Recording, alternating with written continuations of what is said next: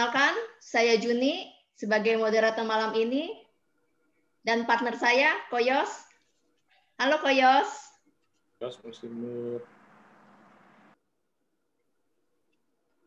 Yos, unmute dulu Yos.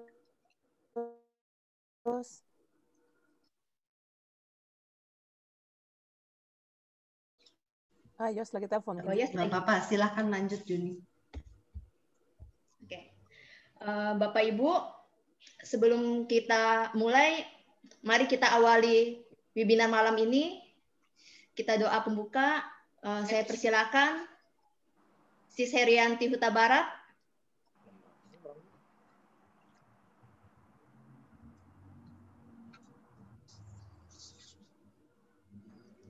Belum ada. Sis Yanti. Nanti belum datang tuh. Dia belum masuk, Jun. Itu dia tuh.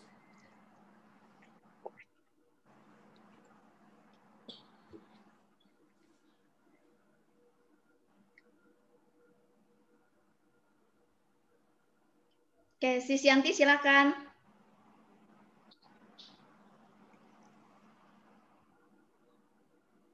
Sis Yanti, doa pembuka. Ya, Shalom, selamat malam teman-teman.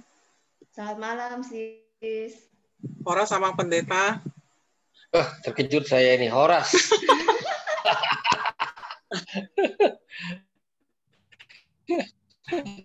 Horas Amang, sehat ya Amang ya?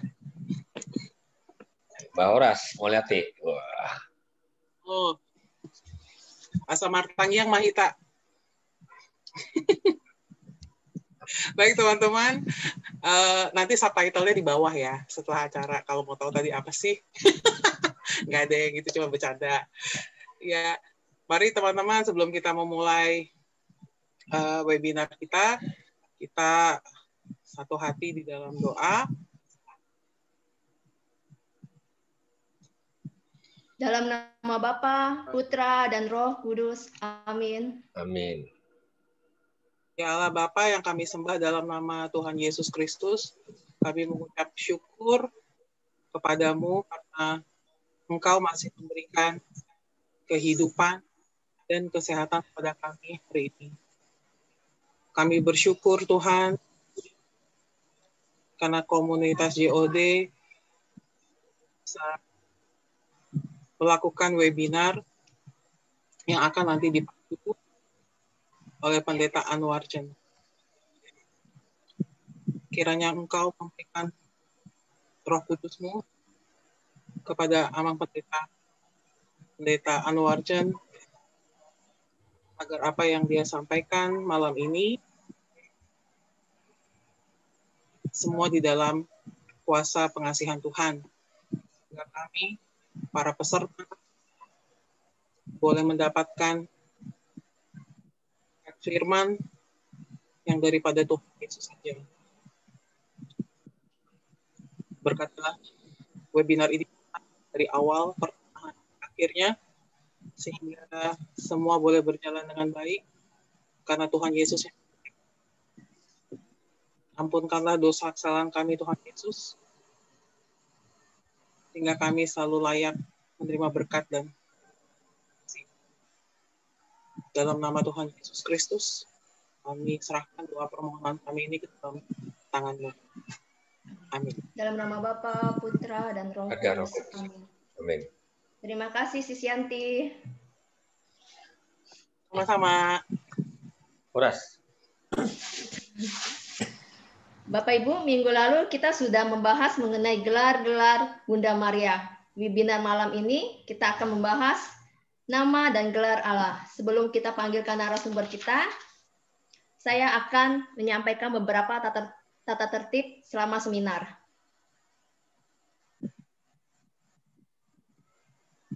Silakan Pak Ferdinand. Oke, kasih. Nah, identitas diri. Mohon Bapak Ibu untuk menggantikan namanya, mengganti nama sesuai yang didaftarkan. Lalu video dimohon untuk on dan mikrofon boleh di mute. Dan bagi Bapak Ibu yang akan bertanya, nanti kita akan ada sesi pertanyaan yang akan dipandu oleh Koyos. Oke, selanjutnya Pak Ferdinand. Rundown-nya sesuai yang ada di slide.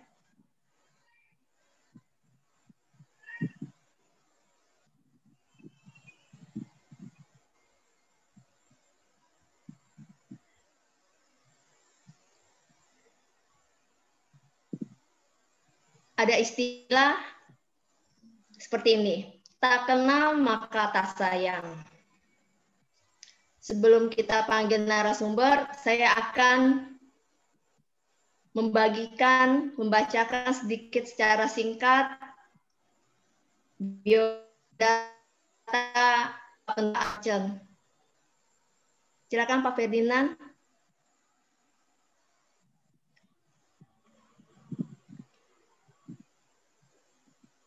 Beliau saat ini menjabat sebagai Kepala Departemen Penerjemah Lembaga Alkitab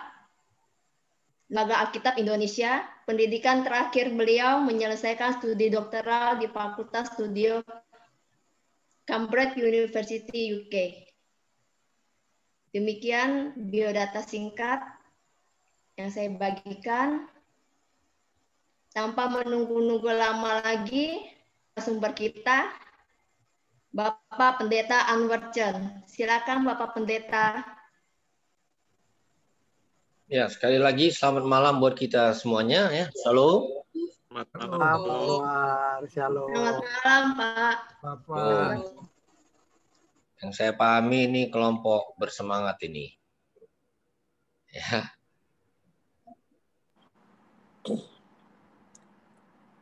Kita bisa sama-sama menggali lah ya kebenaran firman Tuhan. Ya, baik. Saya mau share dulu screen. Semoga dalam waktu 30 menit saya bisa paparkan apa yang perlu dipaparkan ya. Sudah itu kita bisa perdalam dalam diskusi. Nah, karena ini topiknya sebenarnya sangat lebar, kita harus cukup realistis ya. Artinya, saya pilih hal-hal yang mungkin kurang dikenal atau dikenal tapi belum diperdalam ya. Nah, silakan nanti ini diperdalam di dalam diskusi. Iya, sebentar.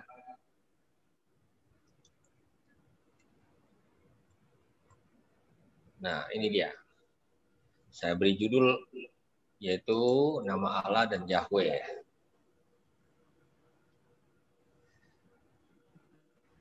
Ya, saya mau mulai dengan sebuah catatan kecil supaya Ibu Bapak sekalian cukup jelas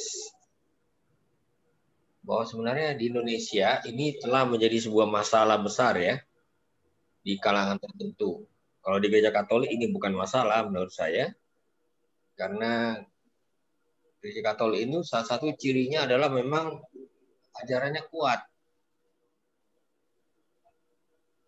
Otoritas ajarannya yaitu magisterium itu membuat pandangan-pandangan yang tidak sesuai itu bisa dihadapi dengan jelas ya. Jelas. Nah, jadi bayangkan ya. Karena orang baca Alkitab, jadi di kalangan Protestan itu ada kerajinan baca Alkitab yang luar biasa.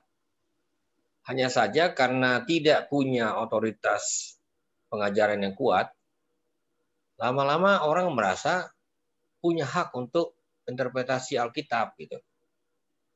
Bukan hanya itu, kalau hanya untuk interpretasi Alkitab oke-oke saja, tapi dia merasa dia punya hak untuk merumuskan ajaran-ajaran, termasuk ajaran-ajaran baru. Jadi saya sebagai seorang pendeta, inilah salah satu ekses negatif dari reformasi. Jadi masing-masing orang bisa merumuskan ajaran sendiri, lalu menariknya kalau dia tidak merasa cocok, dia bisa bentuk gereja baru gitu. Nah ini dia.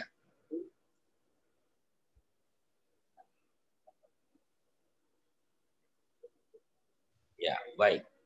Dan akibatnya adalah di tahun-tahun terakhir ini sudah mulai muncul Alkitab lain. Indonesia itu menarik, ada satu gejala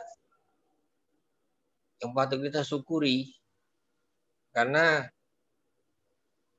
Lembaga Alkitab Indonesia, Lembaga Biblika Indonesia itu bekerja sama begitu erat.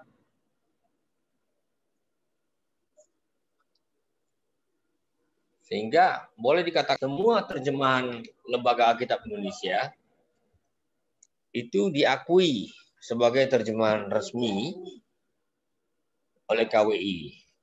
Tentu saja melalui Lembaga Biblika Indonesia. Nah, ini dia.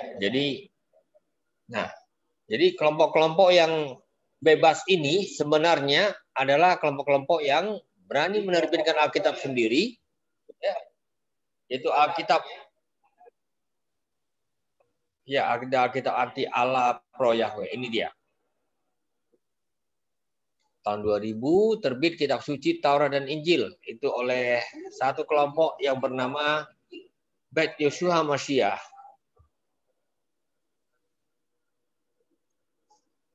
Dan mereka menjiplak terjemahan Lembaga Alkitab Indonesia. Allah menjadi Elohim, Tuhan menjadi Yahweh.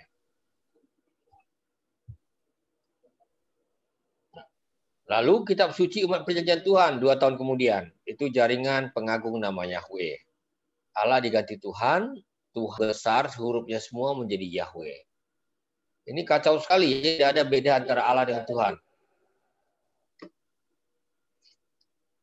Dan satu lagi, ini termasuk yang terbaru, mereka sebut sebagai Indonesian Literal Translation. Dan itu dikeluarkan oleh Yayasan Lentera. Nah, kami sudah periksa, Mazmur 23-nya sangat mirip Alkitab terjemahan LAI. Jadi ya, urusan jiplak-menjiplak ini belum selesai juga ini rupanya. Ya, baik. Dari catatan kita untuk melihat kata-kata untuk Allah di dalam Alkitab kita. Dalam perjanjian lama, kata yang paling umum untuk menyebut dia yang ilahi adalah El dan Elohim. Ada juga Eloah, tapi terutama dalam teks-teks puitis. Ya, ini dia sebagai orientasi dasar kita. Nah, apa itu El? Itu berasal dari Aram dan sebagainya. Jadi semacam induk bahasa-bahasa Semit. Ya. Dan El itu adalah sebutan umum untuk ilah dalam bahasa Semit Barat Laut. Dalam beberapa versi dia disebut sebagai Ilu atau juga sebagai Ila, ya.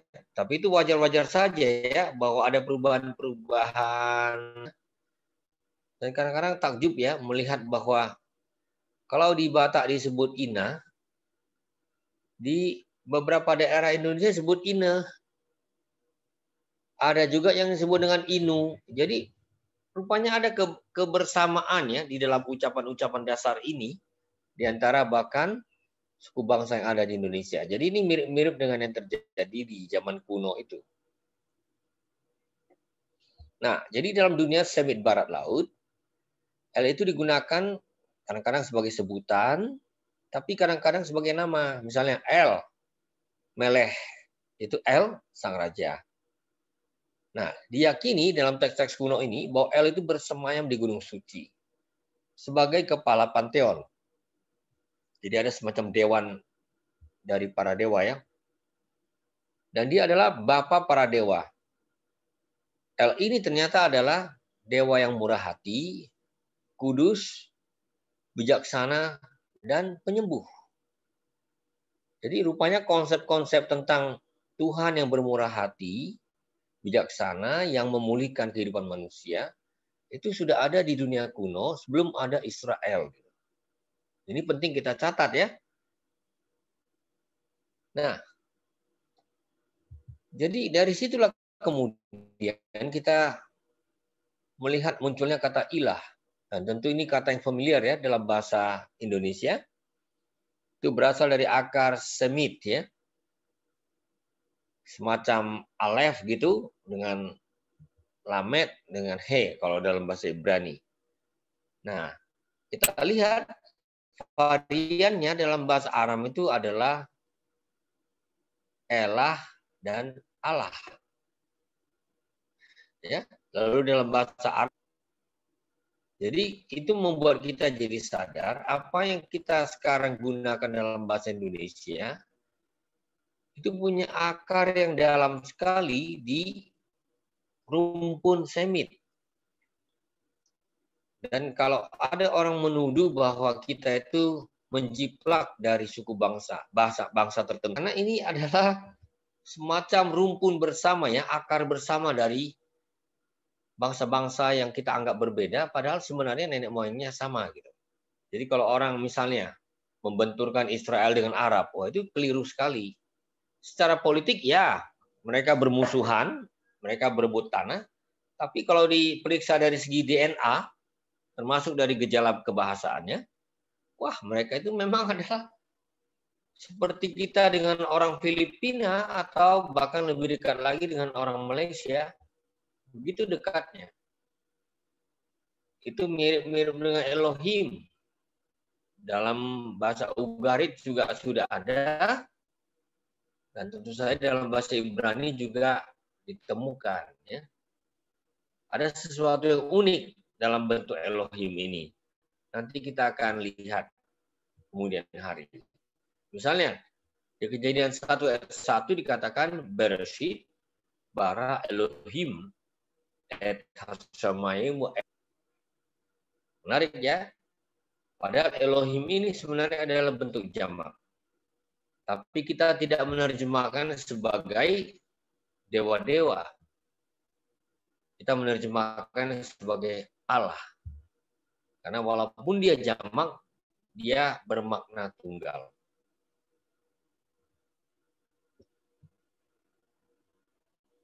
Nah, di era sebelum adanya Israel, El Elohe Abiha, kalau bahasa Ibraninya. Ya. Jadi rupanya El ini adalah satu istilah yang begitu umum sebagai sembahan di dunia Semit kuno. Sekarang ini kadang-kadang kita lupa ya, bahwa ini kata-kata yang sebenarnya sangat kuno. Misalnya, kalau kita sebut Immanuel, wah, itu L yang dari bersama dengan kita, Immanuel. Begitu misalnya kota Betel. Kota Betel itu berarti Bait El, rumah El. Jadi memang ini kata-kata yang sangat kuno ya, sebagai sembahan yang ternyata tidak hanya ada di Israel, bahkan sebelum ada Israel, sudah disembah oleh bangsa-bangsa di Israel. El Elohe Israel, artinya El, ilah Israel. Itu mencerminkan suatu tahapan perkembangan keyakinan terhadap El sebagai sembahan leluhur Israel. Nah, rupanya belakangan El ini itu disetarakan dengan Yahweh. Yahweh. Kemudian disandingkan dengan YHWH. Misalnya disebut di sini Yeremia 51 ayat 58, Ki El Gemulot Adonai. Tuhan atau YHWH adalah El, pembalas. Lalu kita lihat di sini sifat-sifat El yang murah hati, tadi saya sudah sebutkan ya, itu juga menjadi dan pengasih. Rahum wa Hanun Adonai. Ya, ini sifat El. Dengan kata lain, itulah proses pemahaman umat Tuhan di zaman kuno. Mereka tidak tolak unsur-unsur dari luar bangsa mereka. Mereka adopsi, tapi mereka pahami dengan cara-cara yang sifat L itu adalah cemburuan. Padahal kalau kita baca dalam Keluaran pasal 20 ayat 5, itu jelas sekali ya. Yang disebut dengan Yahweh, YHWH itu cemburuan. Tidak boleh ada ilah lain yang menandingi dia. Padahal El itu sebagai kepala panteon, kepala dewa-dewi, itu tidak cemburu ya. Biasa ya, kalau dalam dunia politis itu ada semacam dewa tertinggi. Tapi juga banyak dewa-dewa lain yang merupakan perantaranya gitu. Nah, ini agak beda kalau Yahweh disebut bersifat cemburuan.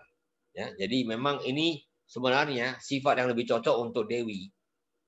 Biasanya kan perempuan kan suka cemburuan, nah itu dia. Ya. Dan Dewi Anat misalnya, itu cemburuan, nggak mau disandingi oleh yang lain-lain, seperti itu.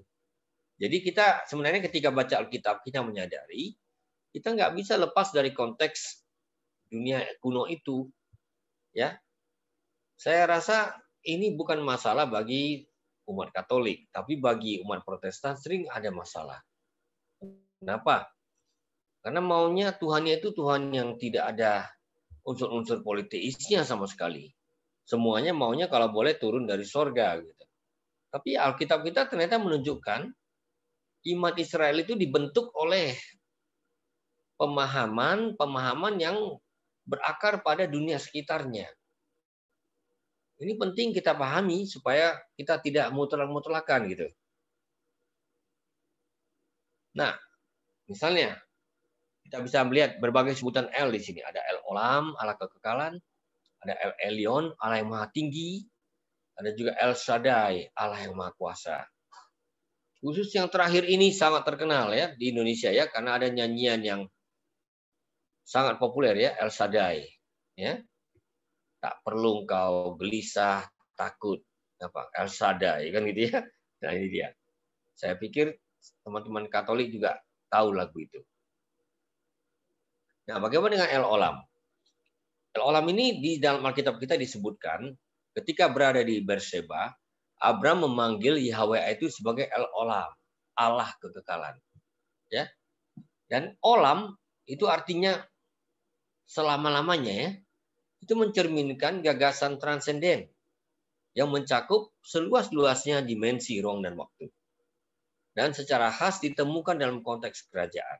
Wah, rupanya kata olam ini bukan kata sembarangan. Ini kata yang mencerminkan harapan dan keyakinan tentang kerajaan. Ya, makanya raja-raja biasanya kalau orang mau mengucapkan selamat atau mengucapkan semacam harapan, mereka katakan hidup Tuanku Raja selama-lamanya. Sebenarnya kalau mau jujur, mana mungkin ada raja yang bisa hidup selama-lamanya gitu. Tapi itu adalah bagian dari pemahaman tentang olam ini yang berarti keabadian atau kekekalan ya. Ya. Nah, begitu juga ya dinasti Daud ketika Tuhan menjanjikan kepada mereka bahwa dinasti ini akan tetap eksis gitu. Nah, itu disebut dengan perjanjian olam. Perjanjian untuk selama-lamanya. Tentu perjanjian untuk selama-lamanya ini menjadi persoalan baru ketika kerajaan Israel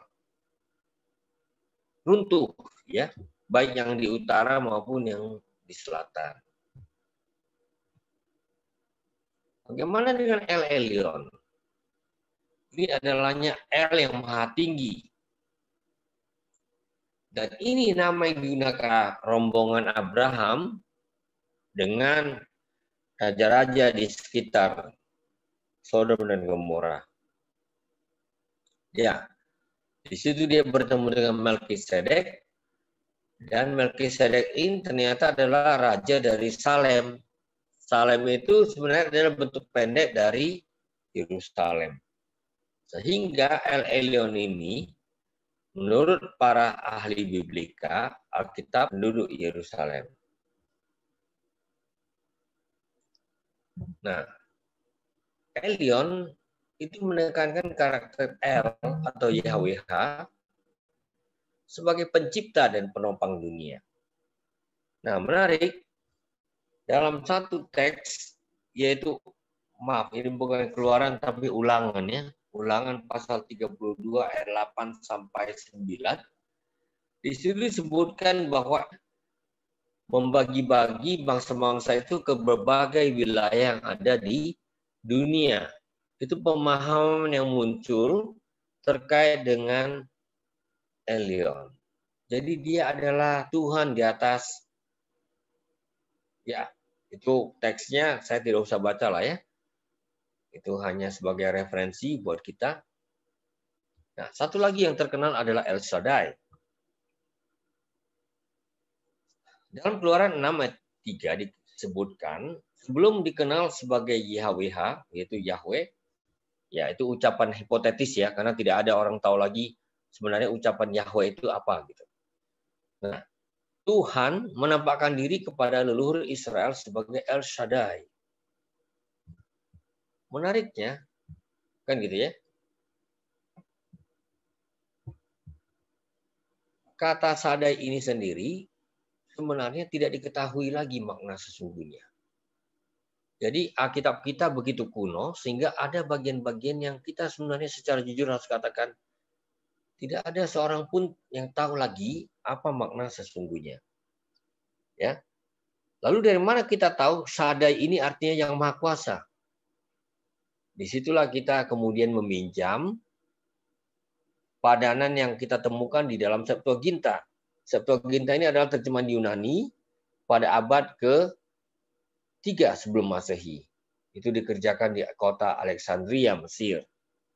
Nah, dalam terjemahan Yunani tersebut, jelas ya, rupanya Shaddai ini dimengerti sebagai pantokrator. Pantokrator itu berarti penguasa segala.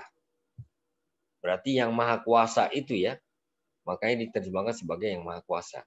Jadi sebenarnya ini adalah satu padanan yang bersifat hipotetis, ya. Jadi kita akui dengan jujur saja bahwa hipotetis. Nah, lalu inilah yang kemudian muncul dalam kontekstualisasi pada terjemahan Indonesia untuk El, Eloah dan Elohim. Misalnya, pada mulanya Elohim menciptakan langit dan bumi. Itu kita artikan sebagai Allah. Mereka mempersembahkan kurban kepada roh-roh jahat yang bukan Allah, Eloah. Allahku, Allahku, Elku, mengapa engkau meninggalkan aku? Ini kontekstualisasi ya. Nah, lalu muncul pertanyaan, karena orang sekarang ini mempertanyakan kata Allah ya, sebagian orangnya. Ini kapan digunakan kalau begitu? Kalau kita tadi sudah telusuri pada akar-akar semitiknya, kita sadar sebenarnya kita bicara tentang sejarah yang sudah panjang sekali.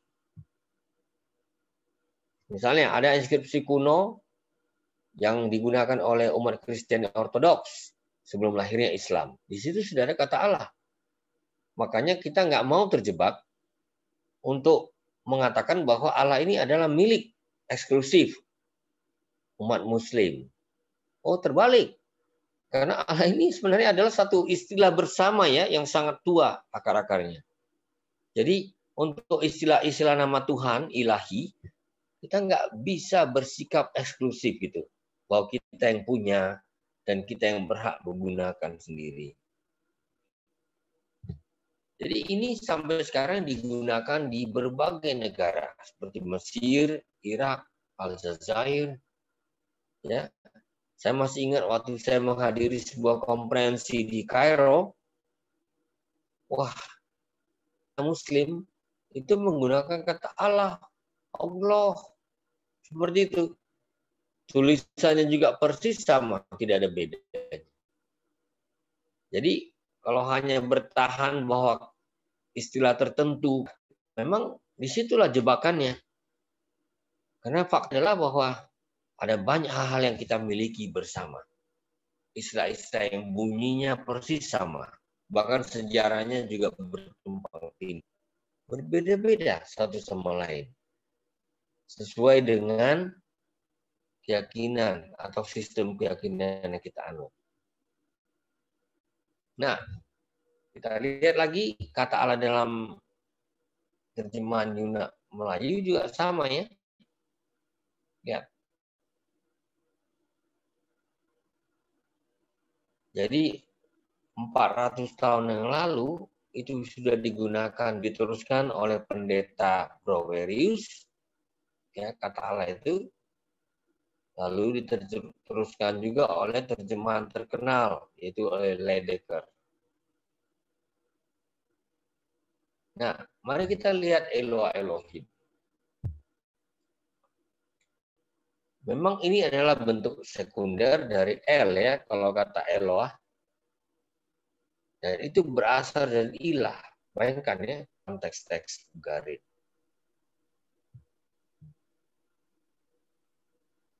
Dalam Alkitab Ibrani terdapat 57 kali kata Eloah. Kalau bentuk jamaknya Elohim itu hampir 3.000 kali. Dan Eloah ini paling sering digunakan dalam kitab Ayub.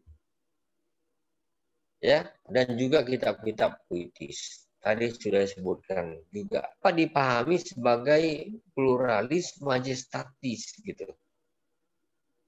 Jadi aneh ya, Tuhan yang tunggal tapi bentuknya itu jamak gitu dalam secara gramatika. Rupanya inilah yang disebut sebagai jamak yang menyatakan keagungan.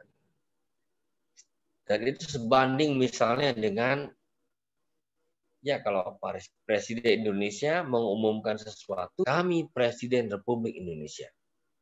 Bukan berarti ada banyak, tapi satu. Namun itu adalah salah satu bentuk yang menyatakan keagungan atau kepenuhan. Nah, bagaimana dengan istilah lain, Adonai? Ini dari kata Adon, ya, Tuhan. Adonai ini digunakan hanya untuk Tuhan Israel, sekitar 450 kali, dan 200 kali itu di Yeskiel. Rupanya ada satu gejala, sesudah zaman pembuangan, orang cenderung untuk tidak melafalkan YHWH, entah sebagai Yahweh, gitu. Tapi setiap kali melihat YHWH dalam teks Ibrani, mereka akan lafalkan sebagai Adonai.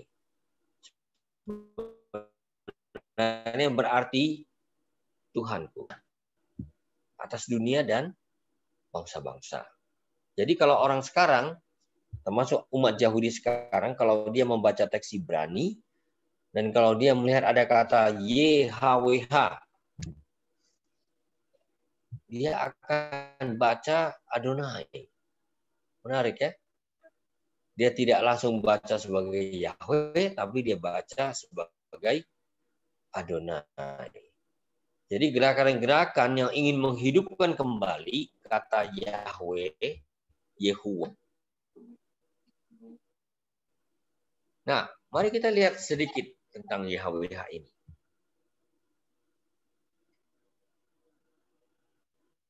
Ini disebut sebagai tetragrammaton. Si 4 huruf. Seperti itu ya, sang 4 huruf. Dan banyak sekali temukan dalam Perjanjian Lama, lebih dari 6.500 kali. Dan ini terdapat di dalam Keluaran 3:14. Dikatakan, Vayomer Elohim el Moshe, berkatalah Elohim kepada Moshe, Ehye Asher Ehye. Ya. Apa itu Ehye Asher Ehye?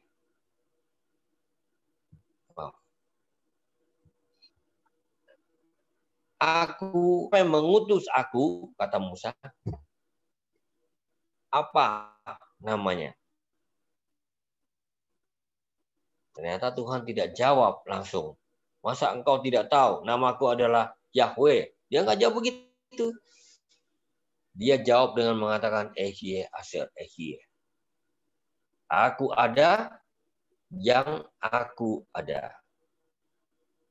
Dan bentuknya memang bisa berarti futur. Apa arti sebenarnya? Terus terang aja, Ibu Bapak Saudara, kita tidak tahu persis lagi. Kebanyakan para ahli biblika mengartikannya, inilah Tuhan yang selalu ada.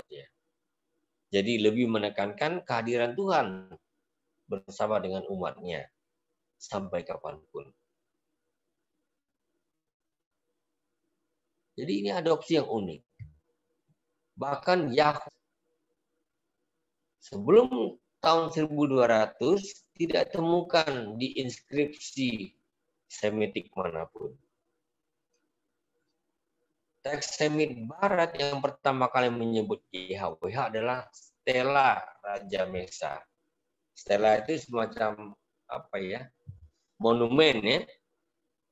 Tingginya 1 meter, lebar dan tebalnya 6, karena terlalu sulit bagi kita untuk membacanya. Yang diberi lingkar itu adalah YHWH.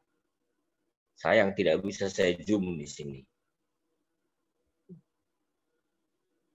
Nah, di situ dikatakan ini adalah Raja Mesa itu Raja Moab dan dia menyembah dewa Kemos. Di situ dikatakan Kemos berkata kepadaku, pergilah ambillah Nebo dari Israel. Lalu aku pergi malam harinya dan sampai esok siang. Aku merebutnya. Aku tewaskan seluruh penduduknya. 7.000 laki-laki, para perempuan, gadis, dan pelayan. Aku serahkan mereka untuk dimusnahkan kepada Aster Kemos. Aku bawa dari situ bejana-bejana YHWH dan mempersembahkannya di hadapan bangsa, tapi dewa-dewi juga ikut berperang. Di sini disebutkan oleh Raja Mesa bahwa YHWH kalah, dilucuti ya. Bahkan nah, YHWH ini kalau dirunut dari segi sejarahnya ternyata berasal dari selatan. Ya. Dalam berkat Musa, YHWH disebutkan datang dari Sinai, dari Seir, dari pegunungan Paran. Juga disebut dari Teman. Ini semua daerah selatan ya. Selatan Israel. Nah, ada satu teori ini mengatakan YHWH ini diperkenalkan Musa dan Musa ini mengenalnya dari mertuanya, seorang imam. Ya. Di situ dia katakan dengan amat jelas, Wayomer Yitro, baru Adonai Asyar Hitzil Erkem Yat Israel. Berkatalah Yetro, terpujilah YHWH, melepaskan engkau dari tangan Mesir. Jadi ini yang membuat orang kemudian berteori. Kelihatannya YHWH ini berasal dari Midian, yaitu mertua Musa. Nah, ada satu tradisi lain. Yetro itu disebut dan dia adalah orang Keni. Misalnya kita baca dalam Hakim 1 ayat 16. Ya, kita juga menemukan semacam kontekstualisasi. Kalau saya sebut sebagai kontekstualisasi, menghadirkan iman itu dalam konteks lokal. Misalnya dalam Septuaginta, ini terjemahan Yunani ya. Itu sekitar abad ketiga sebelum Masehi, tercermin kebiasaan umat Yahudi kayak Adonai. Dalam Septuaginta, kalau ada YHWH, itu terjemahannya adalah Kyrios. Dan Kyrios ini tak lain daripada Adonai.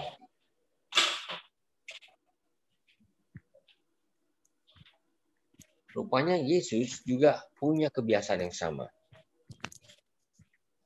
Jadi Yesus tidak mempertahankan bentuk Ibrani, tapi dia pakai bentuk yang sudah ada dalam terjemahan Yunani, yaitu Kyrios.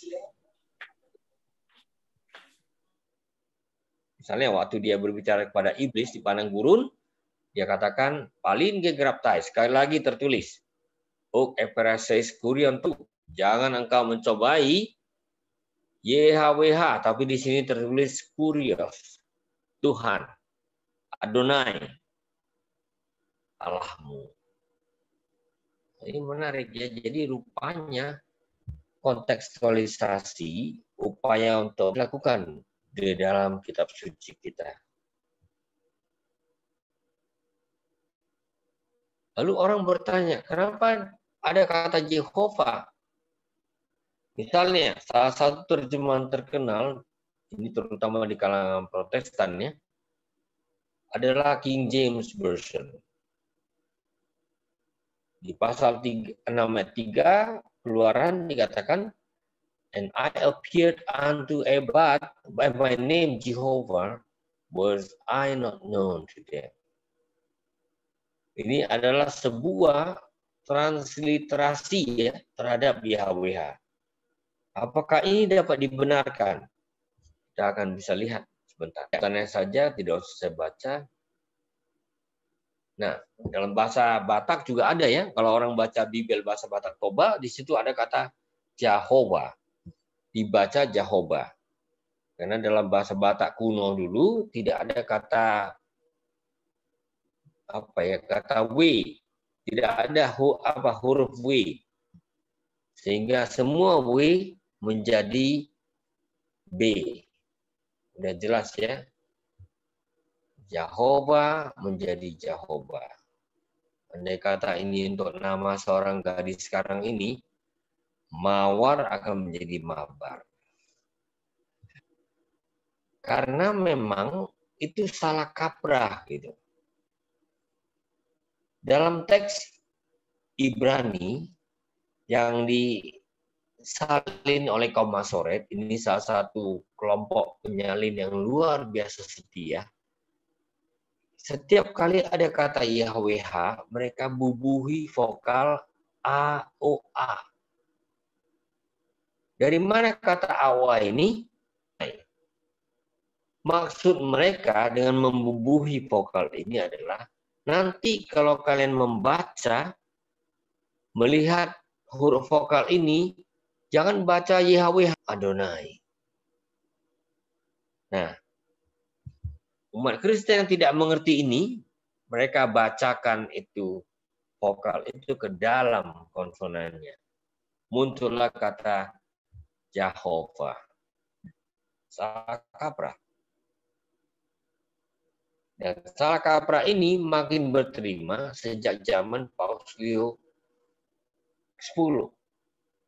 Ya, jadi rupanya gereja turut menyebarkan ini. Ya, itu sudah masa lampau, sudah menjadi sejarah. Sekarang Vatikan tidak memegang keyakinan yang sama lagi. Lihat, YHWH itu disalin sebagai Hua. Dan itu dalam bahasa Arab berarti kata ganti orang ketiga tunggal. Hebat juga ini. Kreatif ya. Ada Yehua, Hua dipotong saja gitu. Misalnya, di sini disebutkan tatkala itu orang memulai akan bersembahyang dengan nama YHWH.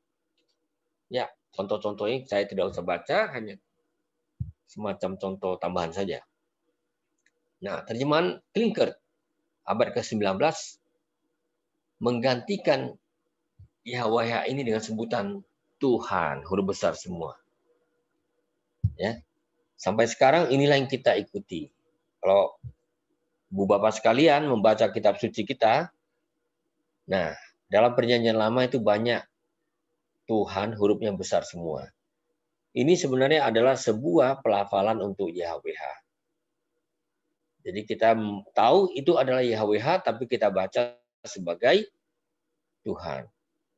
Karena kita mengikuti kebiasaan orang Yahudi yang membacanya sebagai Adonai. Nah, contoh-contoh tambahan saja nih.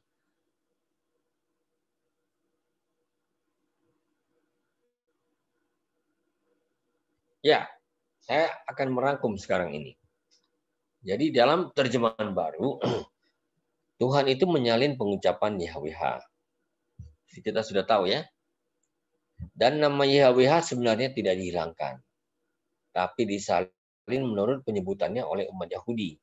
Termasuk Yesus dan para rasul. Dalam Perjanjian Baru, tentu saja Perjanjian Baru semua ditulis dalam bahasa Yunani ya.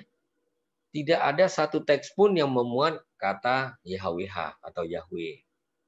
Karena di dalam teks Perjanjian Baru, kalau ada kutipan, dan kutipan itu dari Perjanjian Lama, ternyata lebih sering digunakan kata Kyrios.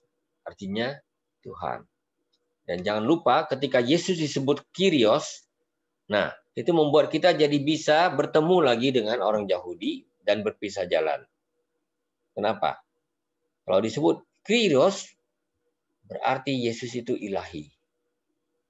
Dan itu yang tidak mau diakui oleh umat Yahudi. Jadi menarik sekali, ada pintu untuk terbuka untuk mengakui Yesus sebagai yang ilahi, tapi ada juga pintu yang tertutup karena ini menyalahi apa yang orang Yahudi yakini. Jadi inilah pola umumnya, YHWH disandingkan dengan Tuhan huruf besar semua. YHWH Elohim berarti Tuhan Allah, YHWH menjadi Tuhan Allah, Adonai YHWH menjadi Tuhan Allah, YHWH Adonai menjadi Allah Tuhanku. Nah, dan pola ini tidak hanya ada dalam terjemahan Indonesia. Dalam banyak terjemahan utama, terjemahan baru, terjemahan Luther, terjemahan ekumenis ya, Einheit Übersetzung dalam bahasa Jerman, New Revised Standard Version dan sebagainya, itu mengganti YHWH dengan Tuhan atau padanannya. Ini yang penting juga bagi kita. Vatikan menghimbau agar umat Katolik menghormati tradisi Yahudi yang menghindari pengucapan YHWH secara langsung. Ya, ini dulu sebagai pemancing diskusi. Saya percaya ini memberi gambaran kurang lebih ya, gelar-gelar ilahi yang ada dalam Alkitab kita.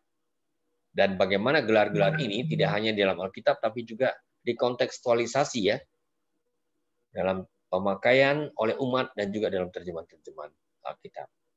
Demikian saya serahkan kembali kepada moderator. Anwar, terima kasih banyak atas penjelasannya. Saya suka melihat Bapak di YouTube LAI, sering banget, hampir tiap minggu kayaknya. Waduh, terima kasih banyak ya.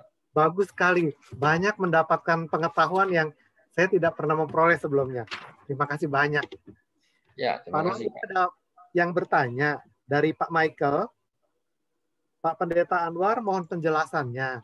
Di dalam Alkitab, terbitan LAI, kata Tuhan ada kalanya ditulis TUHAN semuanya huruf besar.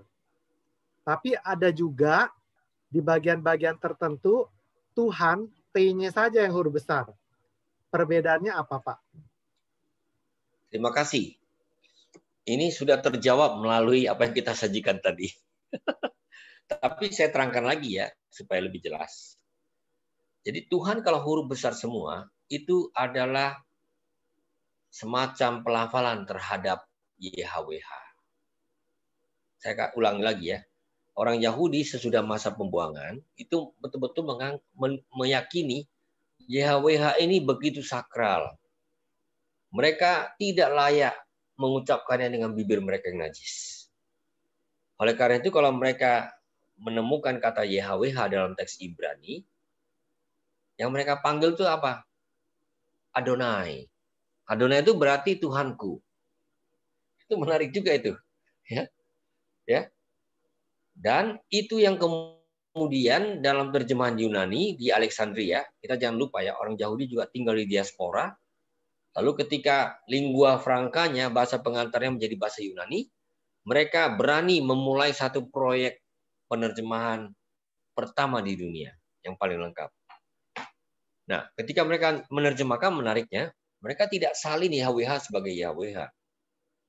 Setiap kali ada kata YHWH, mereka beri padanan Kyrios.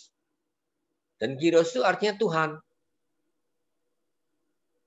Berarti umat Yahudi di diaspora itu kalau melihat YHWH mereka baca Adonai. Maka terjemahannya menjadi Kyrios. Nah, itu nggak berhenti sampai di situ. Tuhan Yesus dan para rasul sama rupanya. Dalam perjanjian baru yang seluruhnya ditulis dalam bahasa Yunani, kita nggak menemukan kata YHWH satu kali pun. Padahal bisa kan kalau mau ditransliterasi kan bisa. Sebaliknya, setiap kali mereka mengutip dari perjanjian lama, kata YHWH itu berubah menjadi Kyrios. Dan Kyrios itu mencerminkan pelafalan sebagai Adonai. Nah, menariknya, tanpa pernah dibayangkan oleh umat Kristen sendiri, ternyata menggunakan kata Adonai ini, yang dalam bahasa Yunani menjadi Kyrios, itu membuka sebuah jalan baru untuk memahami Yesus Kristus sebagai Kyrios. Bukan hanya sebagai Tuhan manusiawi, ya, tapi sebagai Tuhan yang ilahi, yaitu Tuhan. Dan ini punya konsekuensi yang sangat besar. Karena Yesus Kristus menjadi jelas sekali bagi umat Kristen mula-mula, ya, orang-orang yang percaya mula-mula itu gereja perdana sebagai Tuhan itu sendiri. Makanya ketika dia mengatakan akulah dia, wah, ini satu ungkapan yang sebenarnya mengacu kepada Yahweh perjanjian lama. Tapi Yesus mengungkapkannya dan mengatakannya itu untuk dirinya. Dan ini penting karena ini akan berpengaruh dalam pemahaman tentang Trinitas. Bagaimana Yesus Kristus itu betul-betul sama ilahi dengan Allah Bapa dan Roh Kudus. Nah, ini yang saya bisa katakan, ya.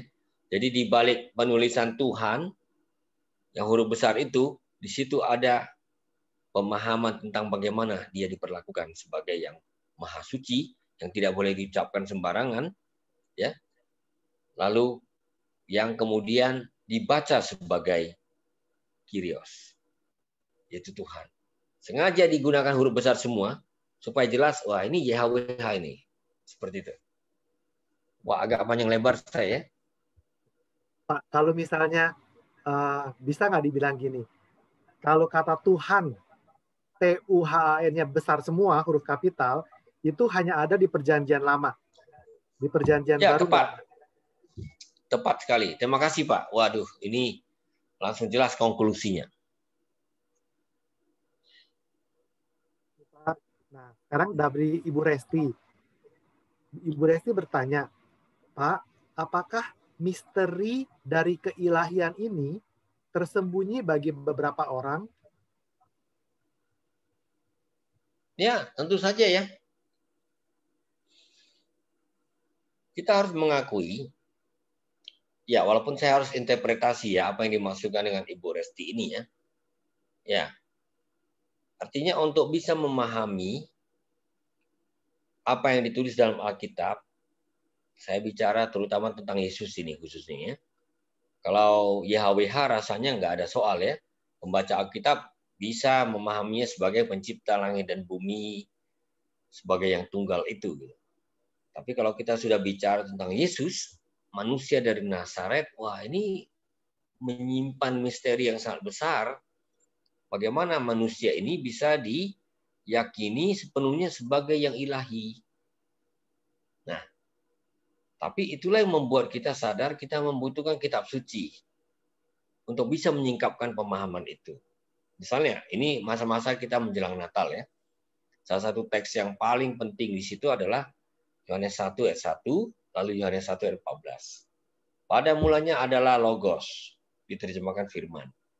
Logos itu bersama dengan Allah, dan Logos itu adalah Allah, yaitu Theos. Lalu di ayat 1, ayat 14 dikatakan, Logos itu telah menjadi sars, telah menjadi daging, dan tinggal di antara kita. Berarti, Theos, Allah itu sendiri, itu sudah memanusia menjadi manusia. Dan ini kan satu misteri yang sangat besar, yang sulit sekali dipahami oleh banyak orang, termasuk di negara kita ini. Ya, misteri itu baru tersingkap kalau kita dituntun oleh Roh Tuhan untuk bisa memahami Dia secara perlahan-lahan, ya, dalam sebuah proses. Saya mengatakan ini kenapa? Ini sedikit agak personal ini. saya ini dulu adalah orang yang tidak Kristen gitu. Tidak percaya Yesus dan tidak pernah baca Alkitab. Saya masih pergi ke kelenteng. Seperti itu ya. Dan kenal kitab suci itu iseng-iseng gitu. Saya penggemar cerita silat Koping Ho dulu. Puluhan jilid satu hari saya habiskan. Lalu sesudah habis ya, wah, suatu hari saya lihat di meja, waktu itu saya masih sekolah menengah ya, di meja teman saya, orang Kristen, itu ada kitab tebal gitu. Saya penasaran, ini masih muda udah baca kitab tebal-tebal begini gitu. Lalu saya buka gitu. Nah, kalimat pertamanya langsung membuat saya terkesima gitu. Pada mulanya Allah menciptakan langit dan bumi. Mungkin bagi ibu bapak itu biasa, cuma bagi saya nggak pernah baca Alkitab. Saya melongo, wah, ini cerita silat apaan ini? Ini persilatannya tentang penciptaan dunia ini. Ini kan misterius bagi saya ya. Dan misteri ini membuat saya tertarik. Saya pinjam dari teman, saya bawa pulang. Nah, saya baca ya, dan saya tidak tahu membacanya. Teman saya juga nggak beritahu. Sebenarnya baca Alkitab nggak boleh baca dari Perjanjian Lama. Baca Alkitab itu sebenarnya harus mulai dari Perjanjian Baru. Kalau kita mulai dari Perjanjian Lama, nyasar kita, dan banyak sekali hal-hal yang membingungkan kita. Jadi saya baca, asik kan, kayak seperti cerita silat kan. Wah, ada Musa, ada Yusuf, hebat lah ya. Tuhannya juga hebat gitu menolong umatnya gitu. Tapi begitu saya masuk ke hukum-hukum Taurat, membuat kemah suci, ya, tabernakel ya. Lalu kemudian mengenai aturan-aturan persembahan, saya udah mulai pusing ini. Dan saya kembalikan ke teman saya. Wah, ini dengan bahasa halusnya saya bilang, wah ini bukunya menarik tapi sulit, saya bilang gitu. Nah, saya kan sulit memahami. Yang membuat saya tertarik, nggak apa-apa saya sedikit campur dengan yang personal ya. Supaya jangan ini cuma tentang akademisi otak saja ini di kepala. Nah, waktu itu saya memang menarik. Saya pernah sekali ikut Natalan hanya karena kepingin dapat kue dan permen gitu. Diajak oleh teman-teman. Saya dengar satu nama. Nama itu dalam bahasa Hokkien. Saya dari Medan pasti ya, ketahuan dari logatnya. Yaso. Yaso itu kan Yesus. Saya tanya teman saya, ini kisah tentang Yaso ini, Yesus ini ada nggak di sini? Oh, dia bilang ada. Oh, kamu harus lompat di belakang, dia bilang. Nah, saya baca dari Injil Matius. Pelan-pelan ya, satu proses ya. Awalnya ini kan misteri bagi saya. Wah, siapa Yesus? Saya nggak kenal, saya nggak peduli pada dia bukan dewa saya gitu. Tapi melalui perjumpaan dengan kitab suci, pelan-pelan misteri ini kan disingkapkan. Dan saya itu nggak langsung percaya. Pernah saya ikut dua-dua ya. Ke kelenteng saya, ke gereja juga saya, karena saya masih eksplorasi gitu. Pelan-pelan, sampai satu hari saya baru yakin. Wah, nggak bisa ini dua-dua ini. Karena kita belajar dari Alkitab ya, dari kitab suci. Tuhan nggak mau disandingkan, kan gitu. Nah, lalu siapa Yesus? Manusia ini pelan-pelan juga terbuka. Nah, tentu saya tidak hanya belajar sendiri. Pada saat itulah saya memerlukan pembimbing. Dan syukurlah pembimbing itu memang ya seperti yang kita lakukan ya. Memang paling baik itu harus baca dalam konteks bersama ya sebagai komunitas umat beriman. Kalau baca sendiri-sendiri Alkitab itu seperti yang sudah sering terjadi ya di umat Kristen yang Protestan, lama-lama sesat memang. Jadi baca bersama itu merem kita ya, membuat kita bisa saling mengkoreksi. Semoga ini juga tujuan dari komunitas ini.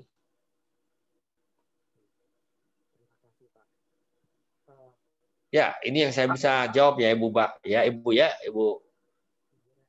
Maaf ya, Bu Resti ya. Jadi, saya udah cerita kemana-mana ini jadinya. Ya.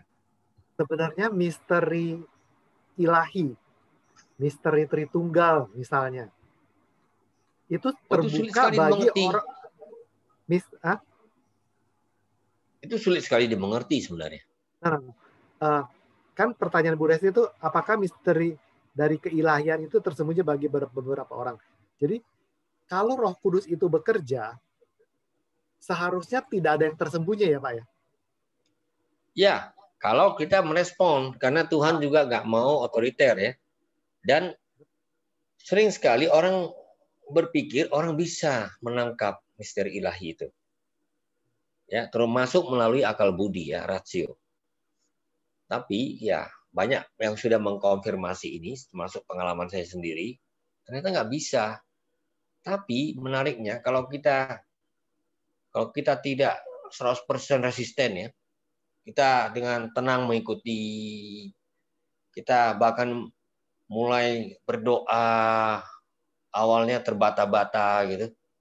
Menarik, kita jadi bisa menangkap sesuatu gitu. Kita tidak mungkin sampai menyelam sampai dasar, tapi kita seperti nyemplung ya, masuk ke dalam misteri itu sendiri. Dan menariknya, tahu-tahu kita beriman gitu. Jadi saya udah nyerah, karena dulu saya kan sibuk itu nyari apa cara untuk bisa mengerti Tritunggal ini. Baru saya mau dibaptis, begitu ya. Gagal. Mau gimana saya bisa mengerti dia? Tapi ya itulah. Saya harus bercerita ini secara pribadi supaya kita nggak seperti hanya berfilsafat gitu. Jadi jika di seluruh dunia semua orang hatinya terbuka dan mau mengikuti dorongan Roh Kudus, tidak ada misteri lagi, tidak ada misteri ilahi lagi ya. Menarik. Coba ya. Saya pikir menariknya di situ.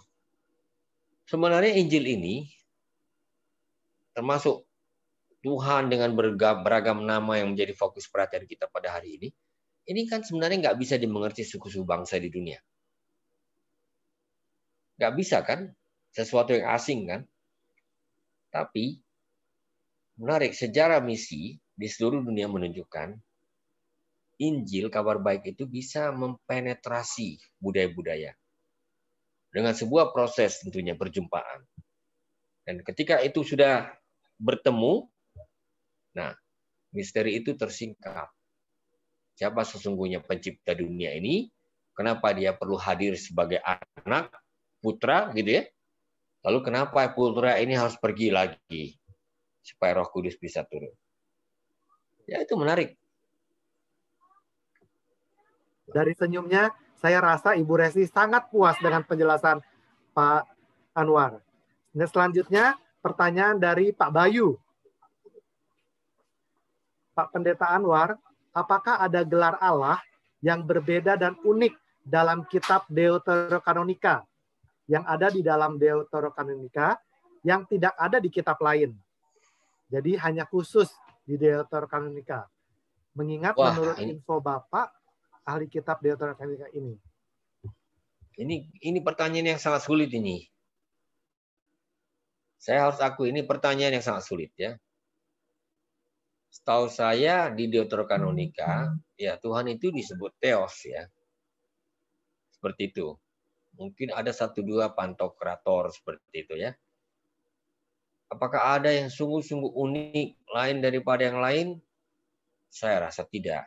Karena kita jangan lupa yang disebut Deuterokanonika itu adalah lanjutan ya. Walaupun dia terutama berada dalam tradisi Yunani ya, karena ya diterjemahkan dalam bahasa Yunani atau dia dikarang, ditulis dalam bahasa Yunani.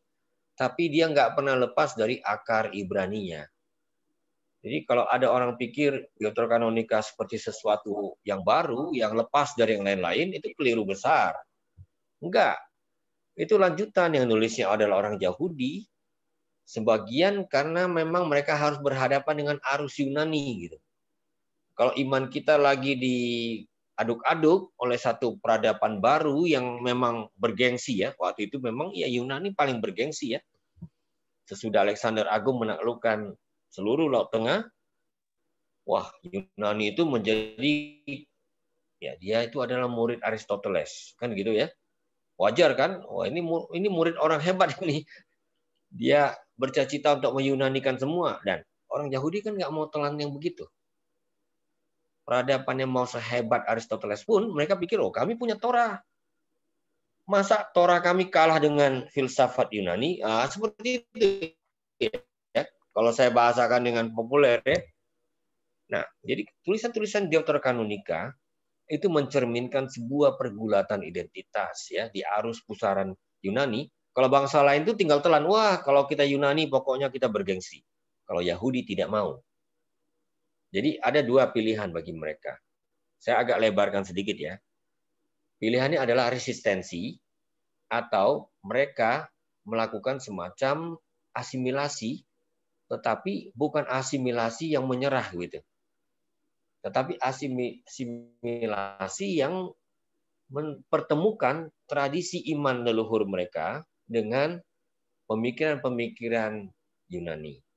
Nah, kenapa saya harus berbicara sepanjang ini, panjang lebar ini? Untuk menunjukkan kepada kita bahwa mereka tidak memperkenalkan Allah yang baru, Tuhan yang baru. Mereka tetap mempertahankan ya keyakinan atau iman yang sama gitu dengan leluhur mereka, orang-orang Yahudi. Hanya ekspresinya mereka sesuaikan dengan konteks baru. Saya rasa itu menarik. Itu menunjukkan adanya kontinuitas. Jadi kita nggak usah cari-cari yang aneh-aneh di Deuterokanonika menurut saya. Kalau dari segi Tuhannya gitu. Sama itu. Tuhan Perjanjian Lama itu sama seluruhnya. Berarti Pak Anwar yang tadi Bapak jelasin mengenai di King James ada istilah Yehova, itu juga bukan istilah baru. Itu istilah yang muncul karena salah kaprah. Oke, saya terangkan sedikit. Jadi kan orang-orang Yahudi itu kan ada yang disebut dengan kaum Masoret. Kaum Masoret ini adalah keluarga-keluarga Yahudi yang memang ya entah kenapa aneh sekali ya. Mereka terpanggil untuk mengabdi seumur hidup, menyalin kitab suci. Dan kitab suci yang mereka salin itu awalnya cuma huruf mati, konsonan. Nah, jadi kalau orang baca konsonan ya tentu harus menginterpretasi ya. Misalnya kalau ada kata SLH, itu apakah itu silih atau sulu atau salah? Kan tergantung konteks. Tapi ada konteks-konteks tertentu di mana akhirnya bingung karena bisa lebih dari satu kemungkinan. Nah, kaum Masoret inilah yang kemudian membubuhi konsonan ini dengan vokal, tanda-tanda vokal, supaya lebih pasti pengucapannya. Ya, jadi ini dulu sebagai modal dasar kita ketika kita bicara tentang hal tadi itu. Nah, berdasarkan salinan-salinan mereka inilah kemudian kita bisa tahu bahwa ternyata setiap kali ada kata YHWH, mereka memberi vokalnya A, O, A. Lalu dari mana A, O, A itu? Itu diambil dari Adonai. Adonai itu kan A, O, A. Maksud mereka membubuhi dengan vokal itu supaya setiap pembaca Yahudi kalau lihat teks Ibraninya itu nggak salah baca dan jangan sok pintar gitu. Itu 6.500 kali mereka bubuhi AOA. Jadi lihat itu mereka ingat, oh ini harus dibaca Adonai. Nah, itu artinya, oh ini harus dibaca Adonai. Ya. Nah, orang-orang Kristen itu kan kurang menguasai bahasa Ibrani awalnya.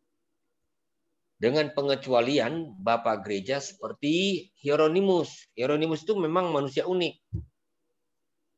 Dia belajar bahasa Ibrani, pokoknya manusia unik itu. Orang yang sangat berbakat, luar biasa lah. Yang lain-lain kan nggak mengerti. Ya. Lalu mereka melihat, oh baru-baru belajar bahasa Ibrani, oh ini ada AOA. Mereka baca Yahowa. Kan ada YHWH ini. Yahowa. Kalau bahasa Inggrisnya jadi Jehovah tentunya. Ya kan? Dengan kata lain, mereka tiba-tiba menjadi lebih pintar dari kaum Masoret.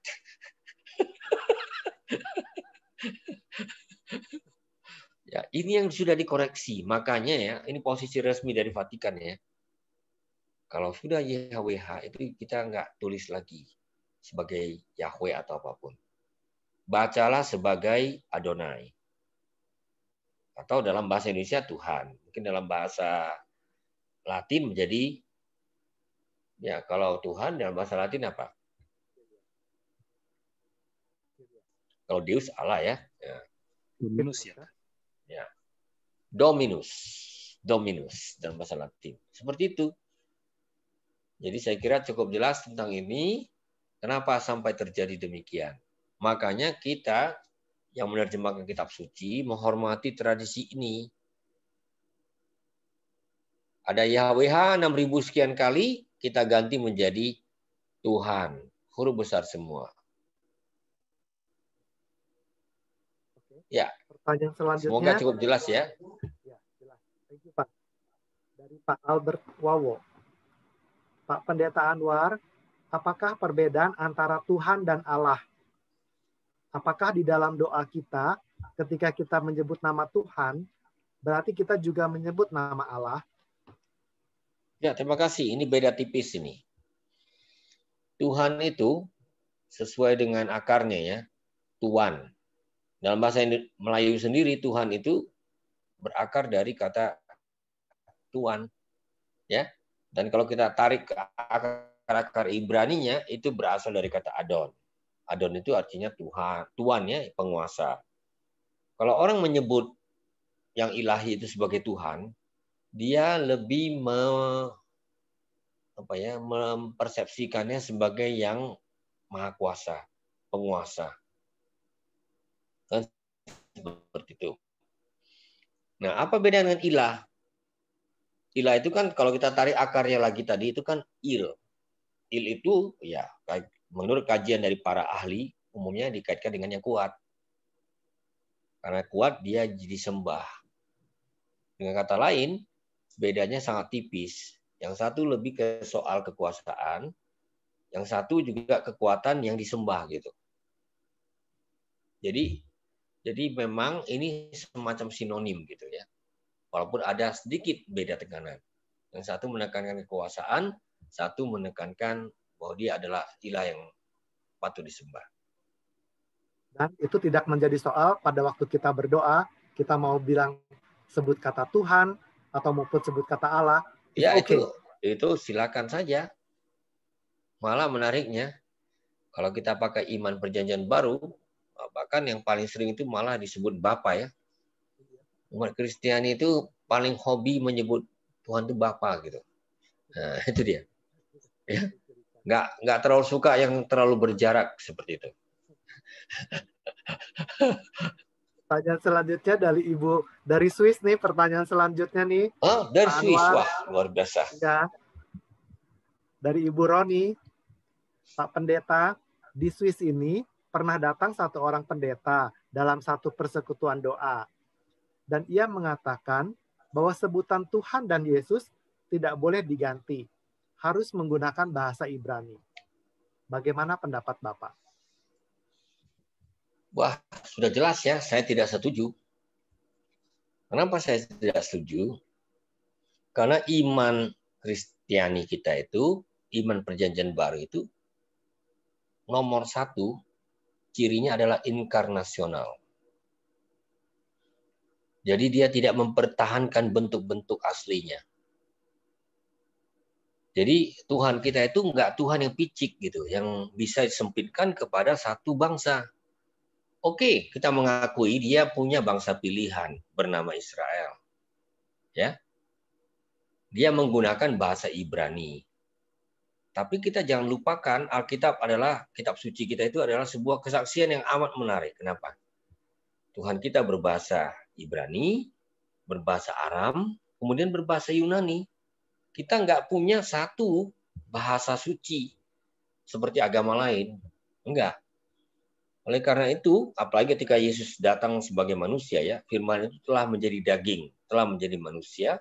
Sangat menarik, itu berarti semua budaya sekarang itu menjadi milik Tuhan. Dan sah sekali semua bahasa digunakan untuk memuji Tuhan, untuk berdoa, berkomunikasi dengan Dia. Jadi kalau ada orang yang seperti mengistimewakan bahasa Ibrani, wah, boleh saya katakan ya, ini tidak bermaksud menghakimi ya. Ini tanda-tanda bahwa dia tidak kenal kitab suci Ibrani. Ya. Tanda-tanda nggak kenal gitu. Karena bahasa Ibrani itu sebenarnya bukan bahasa istimewa, ini bahasa biasa saja. Ya, hanya karena dalam teks religius dia kesannya menjadi bahasa istimewa. Enggak, bahasa Ibrani itu kalau saya baca Wayomer, Elohim, El Moshe, itu bahasa biasa. Kan gitu. Tuhan berkata kepada Musa. Loh, itu kan bahasa biasa. Nggak ada istimewa sedikit pun. Ya. Nah, lalu apa yang membuat suatu bahasa istimewa? Dia dipakai Tuhan untuk berkomunikasi dengan dia. Nah, itu yang penting.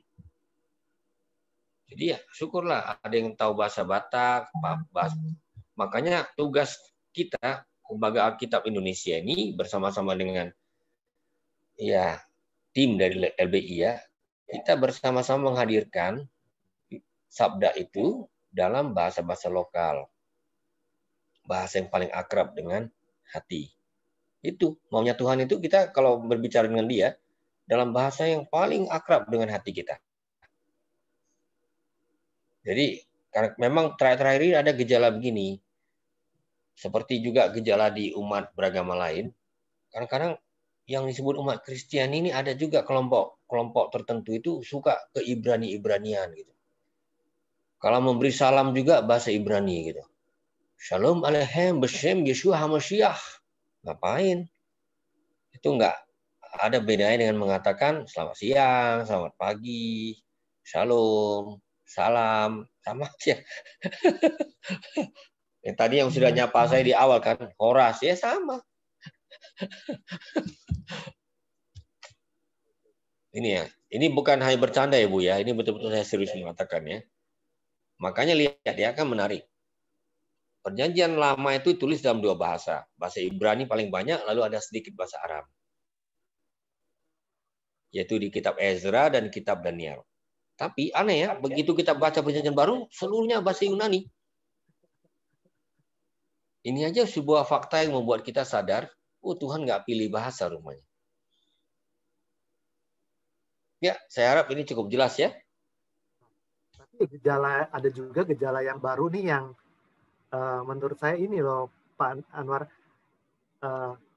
ada kelompok tertentu yang Kristen tertentu yang tidak mengakui Allah Tritunggal gitu. Jadi Yesus gitu, Allah gitu.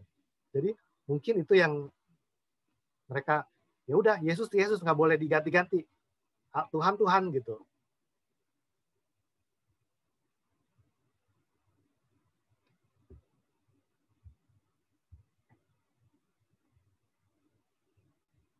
Lanjut, Yos. Enggak, lanjut, Yos. Lanjut pertanyaan lain aja. Anwar. Kayaknya hang. Sinyal. Wah, jadi Ogut nih yang jadi pembicara. Kelempar keluar. Pertanyaannya banyak tuh. Muncul banyak.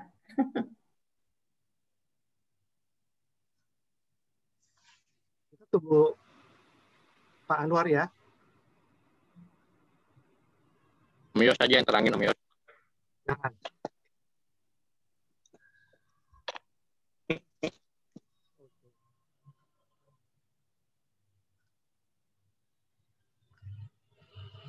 Kan webinar di Desember ini kan webinar JOD yang terakhir. Jadi kalau seandainya lewat waktu sedikit, ya nggak apa-apa lah. Bonus lah ya, bonus Natal lah di masa pandemi ini. Terima kasih Pak Yos. Oke. Bonus liatin rambut Yos. Pak Ferdinand, gimana kalau seandainya Pak Ferdinand menampilkan lagi pertanyaan berikutnya, yaitu dari Pak Erik.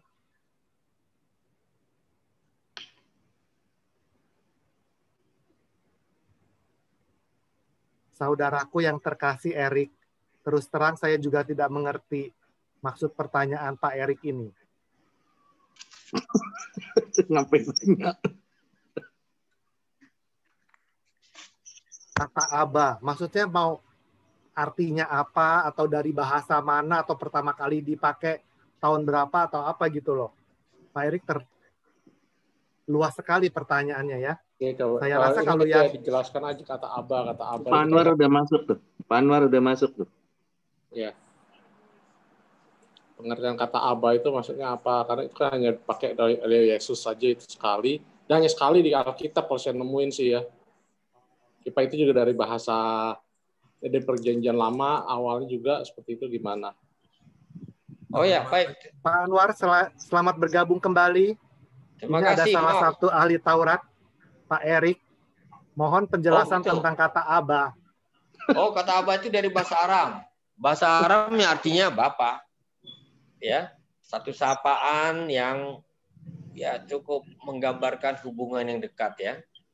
Kita misalnya baca itu di dalam Roma pasal 8 ya. Bahwa kalau kita dituntun oleh Roh, maka kita menyapa Bapa itu, ya Tuhan itu sebagai Aba gitu ya. Jadi dalam hal ini kita memang menyadari bahwa itulah sebenarnya bahasa yang menggambarkan relasi umat Kristiani ya, pengikut Kristus dengan Tuhan dalam hubungan yang lebih bersifat sebagai keluarga ya. Jadi itu. Dan perjanjian lama itu jarang memang. Ada 1-2 teks dalam perjanjian lama yang bicara Engkaulah Bapa kami dalam kitab Yesaya. Tapi itu tidak umum gitu. Padahal menarik kalau kita membaca perjanjian baru, wah, kesan bahwa Tuhan Bapa itu sangat kuat di mana-mana gitu. Dan tentu saja itu paling menonjol ketika kita mengingat doa Bapa kami ya. Satu doa yang Kristus sendiri ajarkan kepada murid-muridnya ya, situ dia disapa sebagai Bapa. Dan kalau kita rekonstruksi bentuk bahasa Semitiknya, ya itu boleh hampir pasti itu Abuna. Abuna artinya Bapa kami gitu. Aba yang akar katanya adalah Aba. Saya rasa itu tidak ada keraguan soal itu ya. Ya. Jelas nggak ada hubungan dengan grup musik ABBA gitu, nggak ada ya Pak Anwar ya? Ya, ada hubungannya, mereka pinjam dari Alkitab. Pantesan enak-enak lagunya ya. Oke, next. Nah ini pertanyaan sahabat saya yang membantu pertanyaan nih. Yang men-sharingkan pertanyaan. Bapak Ferdinand, Pak Anwar, dari penjelasan tadi, apakah istilah Jehovah sebaiknya tidak digunakan lagi? Karena ada salah kaprah. Terus yang kedua, apa arti Jehovah Jireh? Dari mana asal-usulnya? Ya, terima kasih. Memang dianjurkan ya. Tentu saja kita menghormati ya. Satu tradisi yang sudah membentuk perasaan orang percaya ya. Kita nggak bisa pungkiri itu. Misalnya, saya pernah sekali berbicara kepada umat berbahasa Jawa ya. Ternyata generasi yang lebih tua itu kalau berdoa itu katanya paling khusyuk. Mereka berdoa itu kepada Yehuwah gitu ya. Ya. Karena itu sudah menjadi teks yang mereka baca seumur hidup, sehingga untuk mengganti Yehuwah menjadi hanya Gusti, huruf besar semua, wah itu perlu proses gitu. Dan itu sampai-sampai kami diskusikan dengan mengundang pimpinan-pimpinan gereja gitu. Di tim itu juga ada pakar Katolik, sekarang sudah meninggal dunia, Romo Dr. Hari Kustono. Wah, itu bikin sedih lah. Pokoknya, nah, apa yang terjadi? Inilah satu proses di mana kita mengakui bahwa perlu juga dalam proses waktu kita perlahan-lahan kembali kepada tradisi yang lebih umum tadi, ya. Menyebut YHWH sebagai Gusti atau sebagai Tuhan, gitu, Lord, Dominus dan sebagainya. Jadi ya, tentu kita menghormati itu, kita nggak langsung merasa bahwa itu semua salah. Karena kalau kita udah bicara relasi dengan Tuhan, sebenarnya kita gunakan istilah lokal pun, ya pencipta langit dan bumi itu juga paham yang kita maksudkan. Jadi itu saya kira. Nah, Yahweh Yireh itu kan itu dalam konteks pengorbanan Ishak ya. Kita ingat bahwa tadinya Ishak yang mau dikurbankan, ternyata Tuhan sediakan domba penggantinya. Makanya disebut sebagai Yahweh Yireh. Artinya Adonai, ya Tuhan itu melihat. Dengan kata lain, kalau dibuat lebih luas lagi, Tuhan itu menyediakan. Karena dia melihat, dia sediakan. Ini satu prinsip yang penting. Tuhan melihat adanya pandemi, lalu dia menyediakan vaksinnya ya Pak? Wah, itu tafsiran bagus itu. Itu interpretasi yang bagus itu. Pertanyaan terakhir dari Ibu Stefani, ini seperti yang tadi Pak Anwar. Jadi begitu menggebu-gebunya, nah jadi pertanyaannya ini, pertanyaan terakhir ini banyak sekali dan ditutup oleh Ibu Stefani dengan 5 pertanyaan. Jadi wah, 5 ya. Pak Ferdinand sebaiknya pertanyaan slide ini jangan diapa-apakan biar dia tertera di sini. Jadi Pak Anwar menjawab satu persatu. Oke ya Pak Anwar ya? Ya. Pak Pendeta Anwar, nomor 1. Apakah ada nama Allah di Perjanjian Baru yang menunjukkan perubahan image Allah dari Allah yang jauh menjadi Allah yang dekat, seperti Bapa pada bahasa Indonesia? Ya, itu sudah terjawab oleh pertanyaan itu sendiri ya. Menarik ya, ada orang yang bertanya tapi sudah menjawab sendiri pertanyaannya. Saya tadi barusan sebutkan ya, jadi antara transendensi dengan imanensi itu sudah terjembatani oleh relasi yang dimulai oleh Yesus sendiri. Makanya Yesus mengatakan, kamu bukanlah hamba-hambaku gitu ya, tapi sahabat-sahabatku. Dan oleh karena Yesus adalah putra Allah sendiri, dialah yang kemudian memungkinkan kita menjadi anak-anak Allah. Menjadi bagian dari keluarga yang diadopsi, kan seperti itu. Nah, ini yang membuat relasi kita berubah gitu. Dan ini ciri iman perjanjian baru yang amat khas. Orang pernah tanya kepada saya ya, ini terus terang seorang muslim pernah tanya kepada saya, apa cirinya yang paling khas? Saya bilang iman perjanjian baru kami ini adalah iman yang kekeluargaan. Kami tidak melihat Tuhan hanya sebagai raja. Tuhan itu adalah Bapa kami. Dan dia melihat kami sebagai anak-anaknya. Dan itu bukan karena kualitas kami, itu karena putranya sendiri yang telah mengubah semuanya itu. Nah, pertanyaannya saya jawab begitu. Pak Anwar, berarti Allah yang jauh menjadi Allah yang dekat ada 2. Pertama adalah kata sahabat, kedua adalah kata Bapa ya. Ya, seperti itu. Ya, betul. Sangat jelas. Nomor 2, bagaimana bila orang Yahudi menyebut Allah dalam kiasan, seperti misalnya burung Raja Wali atau benteng? Adakah ciri atau perubahan kata yang membedakan Allah dengan yang bukan Allah? Ya, kalau kita sudah masuk ke wilayah metafor, kita menyadari bahasa gambaran ya. Jadi kalau bahasa gambaran digunakan untuk menyapa Allah, kita tahu di balik gambaran itu ada yang mau dikatakan. Dan itu nggak bisa kita pahami secara harfiah. Misalnya, Allah adalah kota bentengku. Wah, ini kalau dipahami benar-benar, itu kan aneh ya. Tapi yang mau dikatakan di balik itu apa? Dia adalah perlindungan yang kokoh. Seperti itu ya. Kalau Tuhan bagaikan Raja Wali yang menaungi kita, itu berarti dia yang melindungi kita, menjaga kita. Dan metafor seperti ini sangat biasa dalam Alkitab. Dan ini adalah ciri dari bahasa manusia yang tidak hanya datar ya, tapi ingin melibatkan imaji kita, penghayatan kita di dalamnya. Makanya ya banyak cara untuk mengatakan Allah itu dengan metafor yang relevan. Banyak sekali. Misalnya, gembala juga itu metafor. Kalau kita artikan secara harfiah, tersinggung kita. Apa betul kita ini hewan-hewan peliharaan Tuhan? Tapi kita mengerti yang dimaksudkan. Seorang gembala adalah pelindung, perawat, pemelihara. Dan itulah hubungan kita dengan Tuhan. Dan itu paling baik kalau kita hidup di dalam satu dunia yang metafornya setara. mereka yang tinggal di kota nggak pernah satu kali pun ke desa, itu nggak ngerti betapa luar biasa peran seorang gembala dan betapa dekatnya dia dengan domba-dombanya. Seperti itu, Pak. Ya. Pak Anwar, kalau kita menyebut Allah, engkaulah kota bentengku. Nah, kalau kita tulis dalam bahasa Indonesia, kota bentengku, K sama B-nya itu huruf besar. Tidak, huruf kecil aja.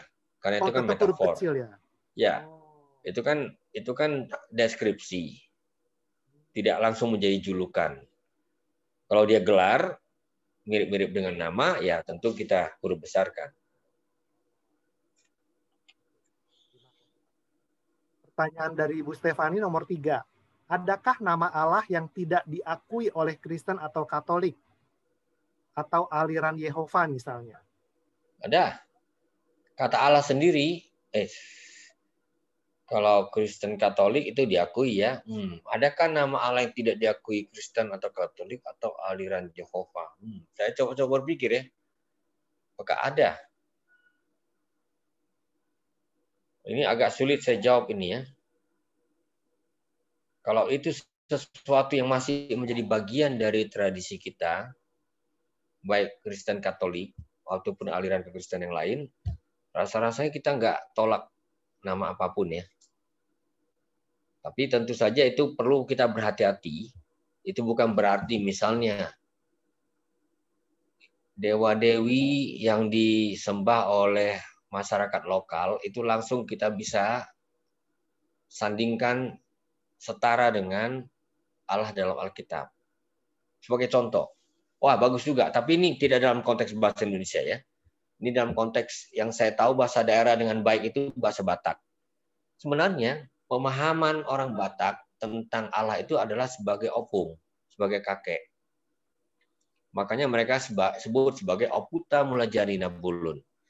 Itu kakek kita yang merupakan asal dari segala sesuatu. Ya. Nah, ini tentu nggak kita akui sebagai orang Kristen ataupun sebagai orang Katolik. Karena relasi antara kakek dengan cucu itu beda dengan relasi antara bapak dengan anak. Ada yang overlap, tentu ada tumpang tindihnya juga, tapi beda ya. Jadi kalau ada gelar-gelar seperti itu untuk Tuhan, kita harus ukur ulang. Apakah ini cukup bisa menggambarkan unsur-unsur makna yang esensial di dalam penyamaan-penyamaan tersebut. Dan ini sangat relevan ketika kita menerjemahkan Alkitab ke dalam berbagai bahasa dan budaya. Anwar, kalau aliran saksi Yehova, apakah mereka juga mengenal yang namanya Tuhan, Allah, Yahweh Ya. gitu? Sama dengan kita. Oh, sangat. Maka mereka sangat menekankan Yehuwa. Makanya disebut saksi-saksi Yehuwa. Tapi persoalan mereka itu bukan soal nama saja.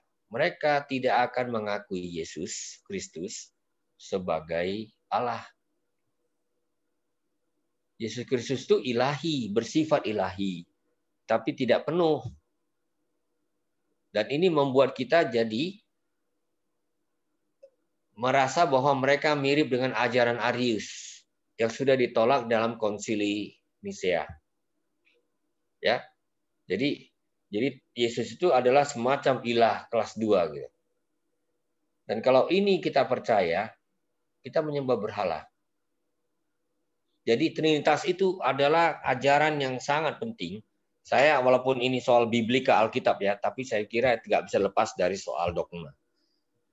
Kalau kita nggak percaya Trinitas, kita semua penyembah berhala. Itu serius sekali.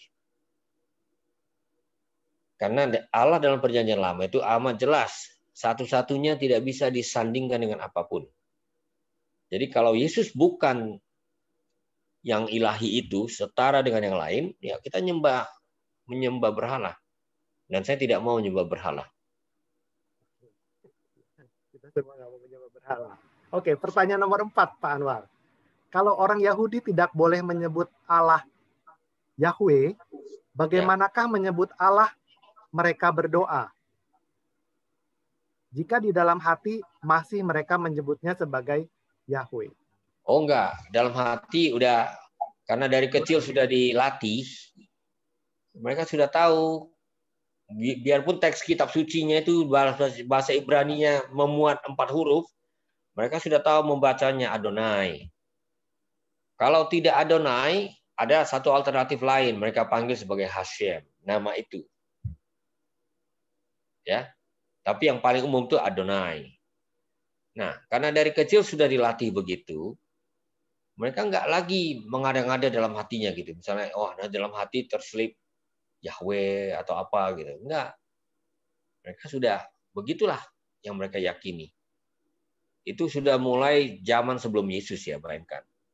Dan sampai sekarang tentu masih dipelihara. Jadi kalau kita ke Israel menyebut nama Yahweh, wah itu kalau orang rabi-rabi mendengar itu bisa sangat murka mereka.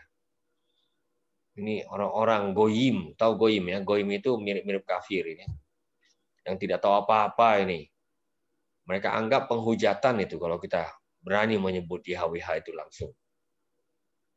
Apakah sampai dirajam gitu, Kak, Pak? Ya, kalau di zaman Musa, ya. Karena sekarang kan Israel kan negara sekuler. Tentu mereka ada aturan hukumnya yang sudah sangat berbeda dengan Alkitab, ya. Ya, mereka masih menghormati beberapa ketentuan Alkitab. Misalnya, hari Sabtu, Sabat, libur gitu ya. Tapi orang Yahudi sendiri banyak yang sekuler.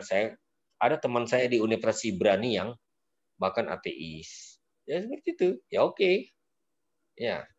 Jadi belajar agama, belajar teologi, tapi ateis. Oh, dia kebetulan tidak belajar teologi. Yang jelas dia ateis. Ya, saya bahkan tanya ke dia, kamu kalau ateis masih baca-baca Taurat enggak? Ya boleh, kita masih boleh kan baca-baca teks kuno. Itu kan seperti baca-baca puisi, boleh tahu kan ya? Ya.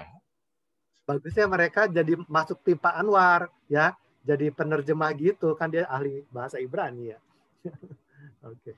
Mereka. Pak. Ya, silakan. Pertanyaan nomor 5 terakhir. Untuk orang yang bisa berbahasa roh, bagaimanakah mereka memanggil nama Allah ketika mereka memuji misalnya? Ya, ini pertanyaan yang sangat besar. Saya jawab dengan 2 tanggapan. Pertama, sampai saat ini saya sebenarnya heran bagaimana orang mendefinisikan yang disebut dengan bahasa roh. Dalam bahasa Yunani itu disebut glossolalia. Saya pernah tulis ya di satu jurnal Wacana Biblika ya, topik ini karena diminta oleh LBI. Saya pernah tulis. Ya. Apa gejalanya? Kita nggak tahu persis. Jadi kalau ada orang bilang misalnya, saya bisa bahasa roh gitu. Saya bahkan tidak bisa mengkonfirmasi itu. Itu betul nggak bahasa roh? Atau bahasa roh-rohan? Nggak tahu kita. Ya, karena itu seperti bahasa asal bunyi aja kan.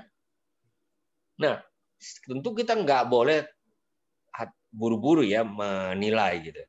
Tapi pertanyaan yang paling mendasar itu adalah apakah orang betul-betul tahu yang disebut dengan gejala glossolalia tadi? Kita nggak punya buktinya lagi. Lalu apakah... Nah, yang menarik adalah gini. Ini kritik saya yang paling tajam. Yang disebut bahasa roh itu nggak bisa diajarkan. Nggak bisa diinduksi. Kalau orang mengalami, ya mengalami gitu. Tapi nggak rame-rame tiba-tiba bisa ditularkan gitu. Ya, itu menjadi semacam fenomen psikologis jadinya. Jadi itu pertanyaan. Pertanyaan adalah soal bahasa roh sendiri. Nah, kalau dia sudah dengan menggunakan kata-kata yang tidak jelas artinya, ya tentu kata Allah sendiri di situ nggak jelas juga. Ya, bagi saya agak aneh ketika dia berdoa dengan bahasa yang tidak dia mengerti, tiba-tiba untuk kata YHWH dia Adonai, aneh itu. Berarti di situ dia campur baur udah itu antara bahasa roh dengan bahasa hati atau bahasa apa namanya. Jadi hati-hati ya, saya tidak mau menilai berlebihan, tapi gejala bahasa roh yang ada di zaman sekarang ini menurut saya menunjukkan tanda-tanda bahwa itu sesuatu yang diinduksi gitu. Ya. Dan ketika kita bicara soal diinduksi, wah, timbul pertanyaan, ini konteksnya yang paling baik itu di mana? Kalau kita membaca surat Santo Paulus ya kepada jemaat di Korintus, sebenarnya bahasa yang disebut bahasa ajaib ini, bahasa roh ini, itu tidak digunakan untuk ibadah publik. Itu untuk doa pribadi. Jadi orang boleh berbicara seperti itu kalau ada interpreter. Tapi kalau tidak ada interpreter, dia harus simpan itu. Nanti kalau di ruangan sendiri silakan dia mau bahasa apa saja yang nggak bisa dimengerti, terserah. Karena itu bahasa relasinya dengan Tuhan. Nah, ini yang saya boleh catat supaya salah kaprah ini, nah ini satu topik besar sebenarnya. Salah kaprah berikut ini pun itu perlu dikoreksi gitu. Nah, saya pakai, nah ini menutup ya, ini menutup. Saya pegang apa yang dikatakan oleh Rasul Paulus. Ujilah segala sesuatu, peganglah yang baik. Dalam 1 Korintus, bukan 1 Tesalonika, pasal 5. Saya rasa itu paling penting kita miliki. Terima kasih Pak Anwar. Jadi kita harus lihat dari buah-buahnya ya Pak. Nomor 1 itu. Ya kan? Kalau enggak, dia jadi semacam fenomen eksotis yang bahkan pendasarannya pun penuh pertanyaan. Mau lihat godang Pak Anwar? Mau lihat ya, Amang? Oke. Bapak Ibu jangan kemana-mana, masih ada 4 acara kita yang akan kita kelarkan dalam waktu 3,5 menit. Yaitu pertama adalah pengumuman, kedua adalah undian buku yang diterbitkan dari Lembaga Alkitab Indonesia, ketiga adalah foto bersama, dan keempat adalah doa penutup. Kita akan menyelesaikan semua itu dalam waktu 3,5 menit. Yang pertama, pengumuman. Ada 2 pengumuman ya, Bapak Ibu. Yang pertama, hasil dari webinar ini mengenai gelar-gelar Allah dan gelar-gelar Maria akan didonasikan ke Lembaga Alkitab Indonesia dan acara Romo Andang yaitu C4, Caritas Christmas Cross Challenge. Semuanya akan diserahkan ke LAI dan C4. Yang kedua, pengumuman kursus Joy of Discovery tahun 2021. Bagi Bapak Ibu yang berminat, silahkan mendaftarkan diri kursus Joy of Discovery yang diadakan setiap hari Kamis, tanggal 18 Februari sampai 24 Juni 2021. Biaya kursusnya Rp250.000. Hari ini tanggal 15 Desember. 15 Desember sampai 20 Desember. Dalam 5 hari, bagi 10 pendaftar pertama akan diberikan diskon 50%. Oke, Bapak Ibu sekarang perhatikan baik-baik karena kita akan putarkan undian dan kita lihat dulu hadiahnya dari apa hadiahnya apa dari Lembaga Alkitab Indonesia. Silakan Pak Ferdinand. Hebat dari nih Pak sekian Anwar. banyak orang hanya 1 yang mendapat ya. Oke, sinopsis 3 Injil. Luar biasa Bapak Ibu. Hanya dengan mengikuti lembaran demi lembaran Injil Markus, Matius, Lukas disejajarkan. Gampang banget nyarinya. Ketahuan banget apa kata per kata perbedaannya. Ya, bagi Bapak Ibu yang senang belajar, dapatkan segera buku ini. Ya, kalau nggak berhasil dapat melalui door prize, beli aja di Lembaga Alkitab Indonesia. Oke, sekarang kita lihat siapa pemenangnya. Kita putar undian. Pak Ferdinand, ini kita ada ini nggak roulette? Ya ada. Oke. Di JOD ini, Pak Anwar, roulette ini ditemukan oleh si Pak Ferdinand. Kita semua nggak tahu, tapi dia yang bisa mainin. Oke. 1, 2, 3.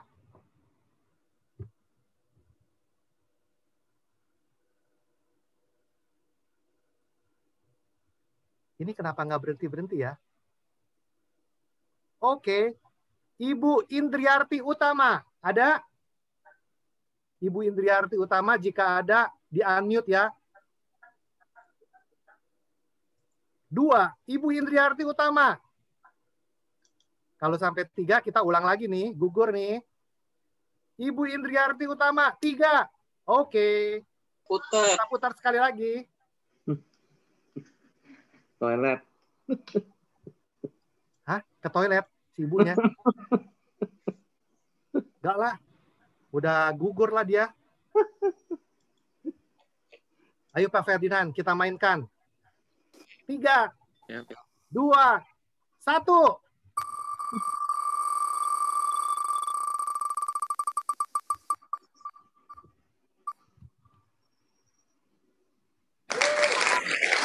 Robin. Apakah ada Robin? Ini anak hadir. Wah, dari Mangga Besar hadir. Luar biasa. Selamat Robin. Ya, Terima Robin kasih. udah mulai jadi YouTuber nih, Pak Anwar. Jadi cocok lah didapat buku ini. Oh ya Memperkuat begitu ya. kiprahnya Mantap. sebagai YouTuber. Thank you. Oke, selanjutnya kita foto bersama ya. Yang foto Pak Ferdinand lagi ya. Oke Bapak Ibu, jangan ada yang tutup videonya ya. Terus jangan ada yang chat. Mari kita foto. Minggu Advent ketiga. Minggu sukacita. Kita senyum. Karena ada 2 screen ya, jadi kita screen yang pertama, kita hitung 1, 2, 3. Kemudian pindah ke screen yang kedua. Robin, buka tuh Robin. Ada Bukamu. beberapa yang belum terbuka. 1, Robin 2, Mabes. 3. Oke. Ya, Foto sudah selesai. Undian sudah ada yang dapat. Sekarang akhirnya doa penutup. Doa penutup kita kasih kepada anak SMA ya. Tirianti. Ini paling mungil di antara kita semua. Silakan Tir. Pak Pendeta dan Bapak Ibu sekalian, mari kita hening sejenak dan satukan hati. Dalam nama Bapa dan Putra dan Roh Kudus. Amin. Ya Allah yang Maha Kasih, kami bersyukur atas rahmat-Mu sehingga kami bisa berkumpul dan mendengarkan pengajaran malam ini. Semoga apa yang kami tahu akan membawa kami lebih dekat kepadamu dan selalu membuka diri untuk rahmat yang telah Kau sediakan bagi kami. Bapa, berkatilah kami selalu beserta seluruh anggota keluarga kami masing-masing agar selalu merasa dekat denganmu, Bapa yang Maha Kasih dan Pengampun. Biarlah kami selalu peka atas semua berkat yang telah kami terima dan selalu ingat untuk bersyukur. Terima kasih Bapa, kami persatukan doa kami dengan doa yang Kau ajarkan. Bapa kami yang ada di dalam surga, dimuliakanlah nama-Mu, datanglah kerajaan-Mu, jadilah kehendak-Mu di atas bumi seperti di dalam surga. Berilah kami rezeki pada hari ini, dan ampunilah kesalahan kami, seperti kami pun mengampuni yang bersalah pada kami. Dan janganlah masukkan kami ke dalam pencobaan, tetapi bebaskanlah kami dari yang jahat. Amin. Atas nama Bapa dan Putra dan Roh Kudus. Amin. Pergi ke pasar beli karung goni. Jangan lupa pakai sepatu. Cukup sekian webinar kali ini. Sampai berjumpa di lain waktu. Bye-bye. Terima kasih. Terima kasih banyak. Terima kasih banyak. Terima kasih. Boleh dibuka ya. Mic-nya silakan dibuka. Terima kasih. Terima kasih banyak. Senang sekali bisa Pak Pendeta, terima bersama-sama kasih ya. banyak. Terima kasih Pak Pendeta. Ya, Pak. sama-sama Ibu ya. Ya, lain kali bisa Oh, ini Ibu yang menghubungi saya nih, Ibu Oti nih ya. Iya, Ya. betul Pak. Ibu Oti ini kepala sukunya JOD, Pak Anwar. Apa itu DOD? Oh, oke. Oh, sorry. Oh, JOD. Oke, baik, Kalau baik. Pak Anwar Ya, ya. tahunya komunitas Verbum Domini. Nah, ini ada Oh, JOD. ya, baik, baik. Ya, terima kasih banyak Ibu Bapak sekalian. Ya, Saya terima kasih. mohon diri ya. Selamat malam buat kita Makasih, semua. Pak. Yuk. Bye-bye. Bye-bye. Yuk. Thank you. Bye-bye. Ada nyamuk.